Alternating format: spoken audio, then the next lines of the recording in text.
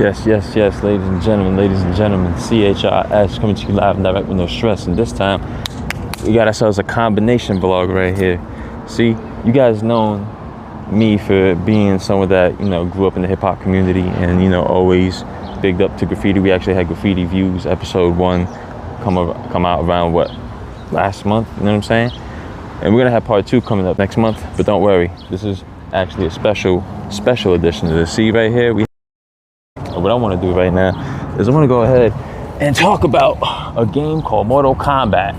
This game came out way back in 1992, the year I was born in fact, and it was so amazing because of the fact it was the first time that digitized graphics have been used in that very way, where it was 2 people fighting, and that the violence to that game was so gory and graphic for the time that it actually developed the M rating system, or the rating system in general for all video games.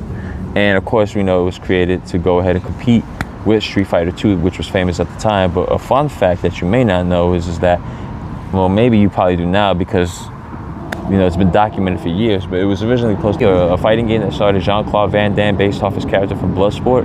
But because they couldn't get him in the contract to do it, they ended up just taking that character template and creating Johnny Cage, and thus creating the whole Mortal Kombat thing from there, so on and so forth. But man, I remember having a lot of memories growing up playing that game. You know what I mean? They had Johnny Cage, Kano, Raiden, Liu Kang, Scorpion, Sub-Zero, and Sonya.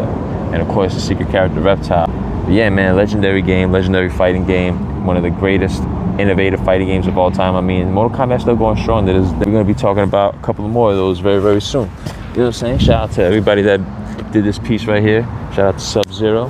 You know what I'm saying? Not my favorite character. We're going to get to him in a second. But you know what I'm saying? At the end of the day, legendary shit is legendary shit. And this is where the world of hip-hop and video games collide. You know what I'm saying? Graffiti and martial arts.